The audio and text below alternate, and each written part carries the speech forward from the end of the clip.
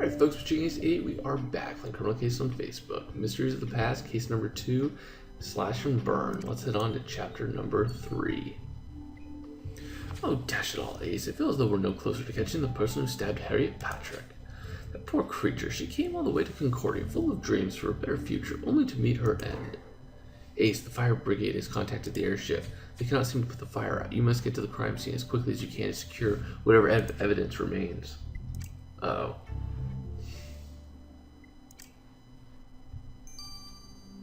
Okay, so I won't reply to your comment. I'll just mention your comment because I don't really want you to be a husky forever. Huskies don't have good hands to be able to leave comments, so that's what I really like. Alright, so this has got to be... what is it? Sailor bag. Vinyl. They had vinyl back then? Cool. Large crate. A beret.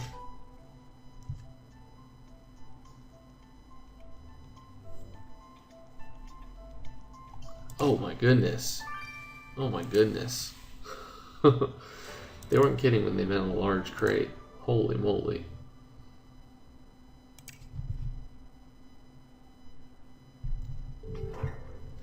Hey, do steer clear of the building. They're still on fire. It may crumble at any minute. It's not safe. But you're right. We mustn't panic. Let's have a look at this bag you retrieved. You're right. The name on this ditty bag is familiar. This belongs to Aiden Moran. We should have a look through it, Ace.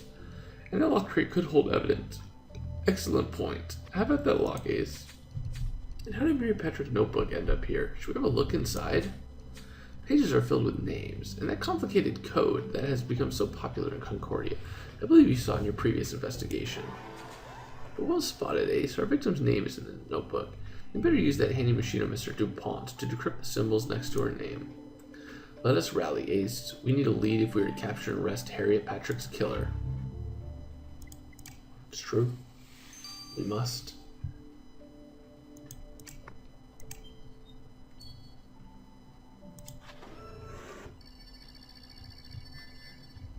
It's gotta be a X or... Nope, it's this one. Yep, so we definitely not gonna get 9. Hopefully we can get... Nope. This one could work. Yep. Oh, moo. Oh, goodness gracious, that's Harriet Patrick's cow. Why was she locked up in a crate? Wait, what are you doing letting that monster go free? You can't let a murderer roam the streets. What on earth are you talking about, Miss Gilbert? I'll admit that bovines are no friends of mine, but I've never accused one of murder. Give me that beast, it will be punished. Please, Mrs. Gilbert, calm yourself. Ace, can we tie the... Ace, can't we tie this animal up somewhere while we speak with Miss Gilbert? I don't want it to ruin my suit. Are we going to be hearing a very sad story pretty soon? I think we are.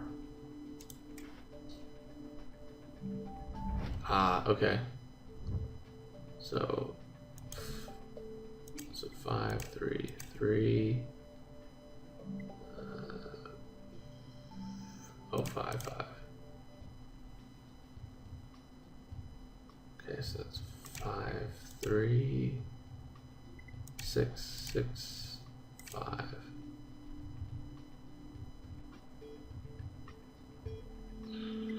One, 5, 6, 3, 1.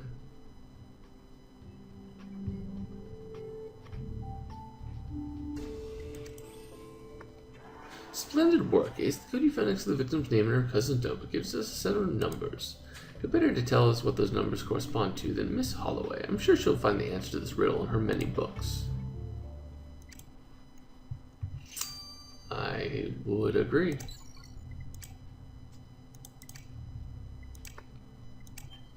I don't know, so far Maddie is my favorite. I thought I'd like Evie. She's cute, but Maddie is a lot more fun at this point. How on earth did the victim's locket end up in Mr. Moran's bag? He told us they'd never seen each other again. We better go have a little chat with Mr. Moran and get to the bottom of this.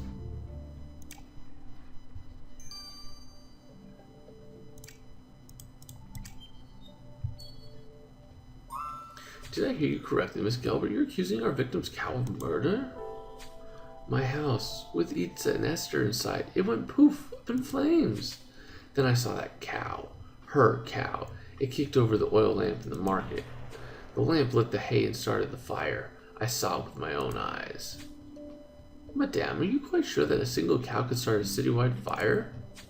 And this is why you blame the victim for the death of your family? Victim? Ha!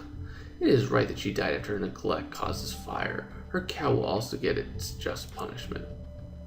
Oh, Mrs. Gelber, you are clearly in a lot of pain, and the reason has fled your mind. Please come with us and get to safety. No, I must protect Concordia from this monster cow. Okay, I get that you're upset. I really do. I'd be livid. I would be livid, but it was an accident. Stupid accident, but it was an accident. Hey, Mr. Moran, Ace found us locking on your belongings. We thought you hadn't seen Harriet again. Oh, fine. I did see Harriet, but nothing came of it. We'll be the judge of that. What transpired between you and Harriet? Well, I professed my love for her, of course. I took her out to dinner. I ordered beef and stout pie for both of us, but she didn't seem to like it. After dinner, I thought we were going along fine, but she resisted my advances. Well, I should hope that you were a gentleman and left her alone. Well, I roughed her up a little in the scuffle, and I ripped off her locket. You roughed her up? You, sir, are a scoundrel. You had better keep yourself to yourself around the woman of Concordia, or you shall have no end of trouble with Signature Brace.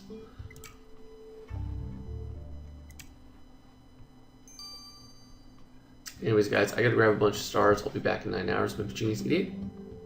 Au revoir. Alright, folks, Pitching Ace 88, we are back playing Criminal Case on Facebook. Yay, good job. And we're going to be playing this and also making sure that little Tiny on his little slide does okay. Ace, this was an intriguing set of numbers you found in that notebook, and it took me a while to sort them out. The numbers correspond to a wire transfer of money, something all of the telegraph officers are doing these days. It's all rather technologically advanced for me. You can't send real money, but funds from one account can be credited to another account across long distances. Can you imagine? Are you enjoying these voices? Well, I can, actually. I used a service last week to send money to my cousin in New Orleans. Well, that's exactly what Mary Patrick did, Ace. She sent money to her cousin when Harriet was still in Ireland, a large sum. 500 Concordian shillings. 500 Concordian shillings? Why, that's more than the cost of steerage from Dublin to Concordia. Shall we ask Mary Patrick what this was all about? What's up? What's up, baby? You gonna go on your slide? You wanna go wee? Go wee! Go! Go wee! Go! Go! Okay, careful.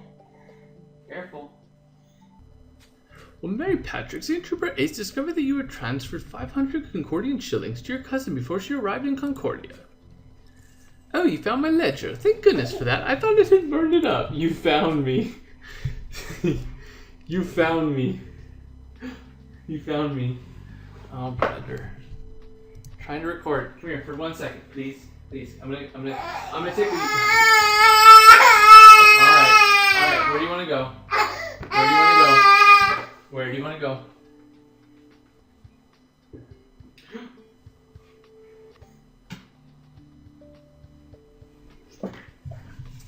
Well, that leaves 525 Concordian shillings, Miss Patrick. You were very generous.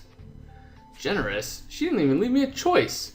We had to pay double to get a ticket for that bloody cow. I pawned my fiddle to get that money to her. But she was going to pay me back for the boat ticket and all the food I'd given her since she arrived.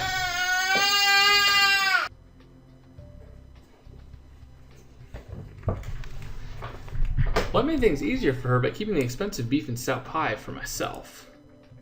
She would have taken all I had if I didn't keep an eye on her. I saw how she looked at my new Wellingtons. Well, your Wellington boots are safe now, aren't they, Miss Patrick? But you're not off our suspect list just yet. Oh, brother is running. He found me again.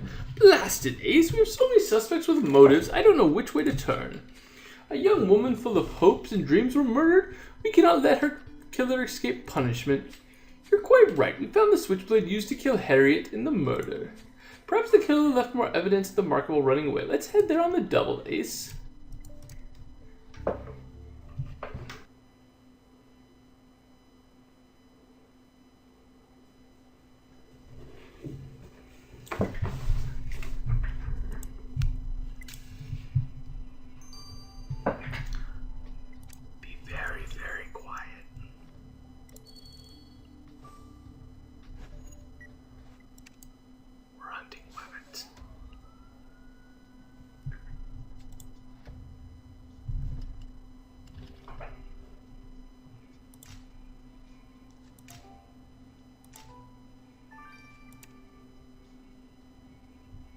Bloody apron.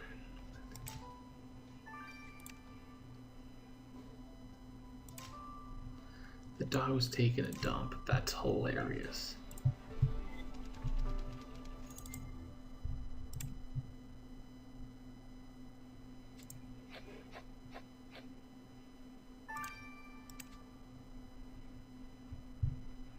I did have a good Thanksgiving. It was a lot of fun.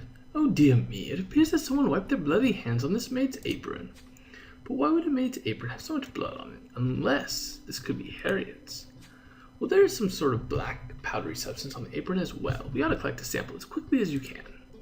And yes, certainly, if you feel there's a clue in that vegetable cart, dig in. I won't stop you. I'm going to see if I can edit this together as best I can. But with little Tiny running around. He had me all to himself over Thanksgiving with, all family and stuff. And then I go to work. He just wants me back. Adorable. Capital collection. Ace, let's get this black powder sample from the apron to Viola right away.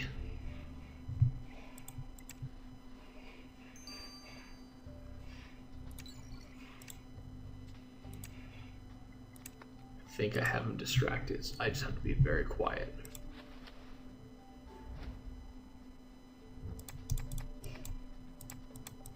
Come on, I can touch it. You found a clasp purse in the vegetable cart, and the victim's name is embroidered right into the fabric.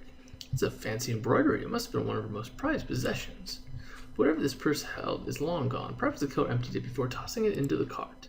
Viola needs to take a look at this. Let's get this purse to her post haste.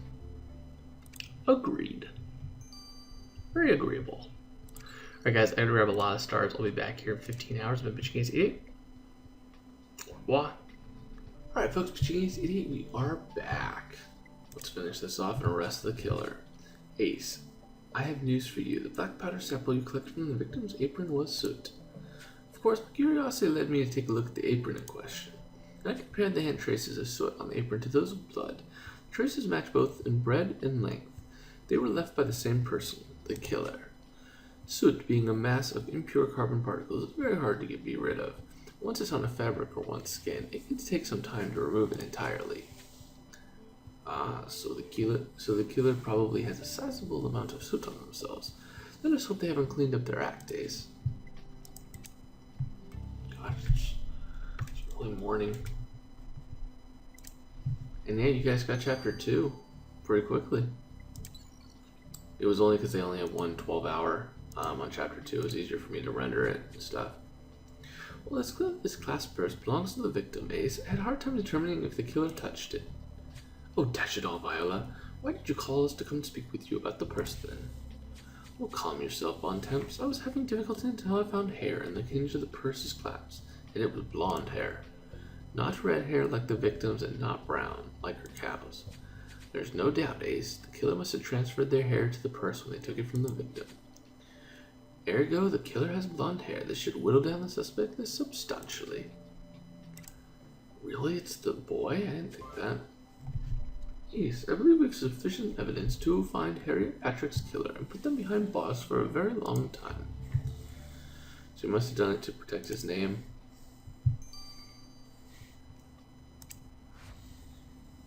Yeah, I don't think it's her. I think it's you. No. It is... Oh, no. This guy. Yeah, no, sorry. That's the guy who I thought it was.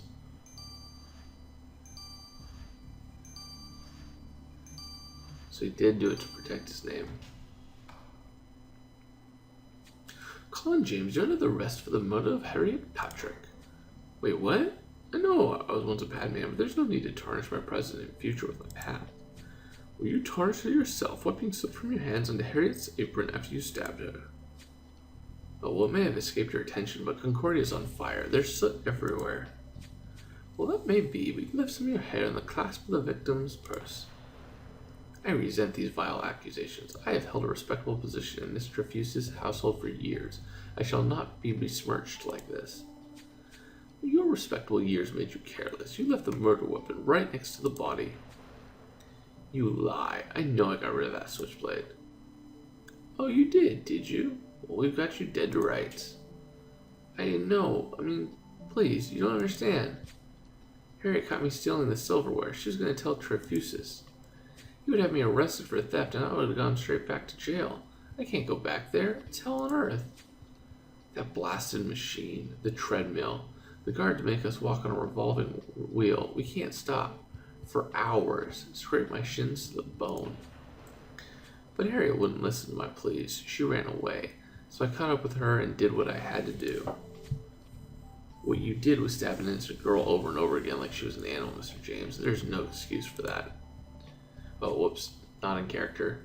And you did it in vain, too. You're going straight back to jail you were so keen to avoid. You're under arrest. Mr. Colin James, you stand before this court accused of the murder of Harriet Patrick, whom you stabbed a staggering 13 times. I did, Your Honor. We clearly wanted to be absolutely certain she would die. I didn't take any chances, Your Honor. Well, I'd say you take a rather large chance assuming that the law would never catch you. Mr. James, this court hereby sentences you to 25 years in jail with monotonous, meaningless labor. You will be on the treadmill, I should think. No, Your Honor, please, not the treadmill, please. Well, Colin James' crime begs one of the greatest questions of our time, Ace. Can criminals ever truly reform? I have yet to understand how forcing prisoners to march for hours on a giant wheel of steps will help them mend their ways. Ace, Ruth Gilbert is still wandering around the burning streets. She's the only one on the street who refuses to evacuate. I was afraid of this. Better see if we can appeal to what reason is left in that poor woman's mind. Our work here remains incomplete. Yeah, poor girl.